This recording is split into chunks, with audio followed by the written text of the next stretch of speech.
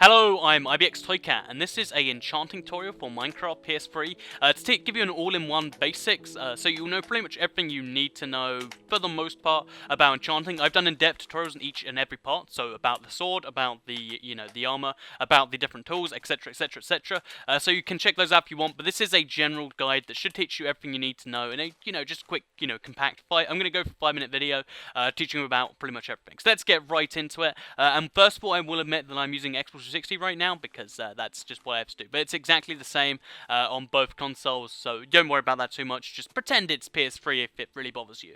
So yeah, let's get right into it with how do you get XP and what are enchantments? So XP is the thing you get when you kill mobs and when you mine stuff, as well as when you breed. You get it from a variety of things, but the best sources, in my opinion, are mining and killing mobs, because hostile mobs reward you a fair amount of XP, as does mining and smelting. So they're the best two ways. The other ways give you a little bit of XP, but they're not they're not ways to specifically go for it. They just kind of happen. The XP is tracked above the little hotbar. I'm in creative right now, so you can't see it, but above this there would be the counter of my XP if I was playing survival. So what does that XP is basically a way of turning your basically your work in the game into enchantments. Which basically rewards you for playing longer, and it's a cool little system, kind of makes it more RPG style, and this XP then can be spent on enchanting tables. So enchanting table is actually a late game item. To make the enchanting table itself, you need 4 books, you need 4 pieces of obsidian, a diamond, and 2 books. I think I got that right. Or maybe it's 2 diamonds and a book. Either way, it's it's diamonds, it's obsidian, and it's a book, and it's a pretty interesting thing to make because it's a late game item. It's probably the most late game item, and then you need bookshelves around it. So these are made from books and wood. They're fairly easy to make.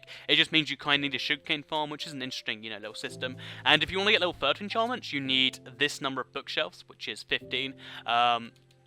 It's fair enough for level 30 enchantment, but you can actually go anywhere between level 1 to about 10 here, to a level 30 enchantment bait table. In most worlds, you might actually need both, because I'm going to explain why you need level 1 enchantments later, even if you have level 30 enchantment table. But you need at least 15 bookshelves to create this properly. If you want level 30 enchantments, this is the one you want to go for. If you only want low level ones, this is the one to go for. So what are the difference between low level and high level enchantments, and why don't you just save up your levels all the way to level 50 or whatever? Basically, enchantments go up to level 30, but the higher the level of the enchantment doesn't actually mean the better the enchantment will be. It means the better chance you'll get, and the more enchantments you can get. So at level 1, I'll show you with my little sword, you can only get sharpness on swords, and you can only get efficiency and unbreaking on pickaxes. So as you can see, sharpness 1. And there are a variety of other enchantments available. These enchantments on swords, they can do things from giving you extra damage to spiders, to giving you extra looting powers. But the more complex and the better ones are only available on the higher level enchantment table.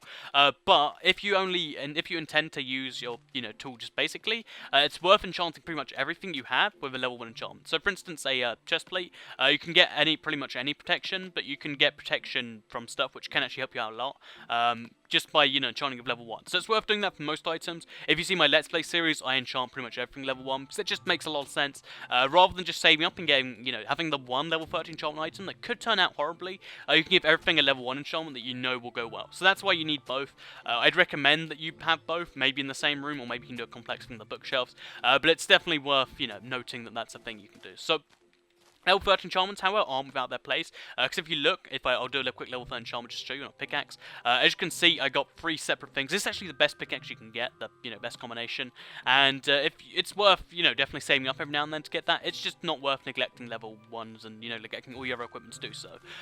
So what are some of the coolest level 30 enchantments you can get? So on a pickaxe, you can get Unbreaking, which basically makes your pickaxe go for 3 times as long, which is handy if it's enchanted. Efficiency 4, which makes it 200% more faster breaking blocks, and Fortune, which gives you more diamonds when you break something.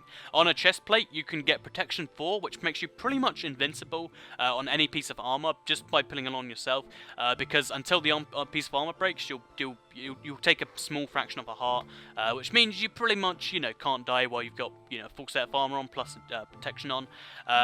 If you're wondering, blast protection and projectile protection, they'll only protect you from specific things. They're definitely worse off than the actual protection itself.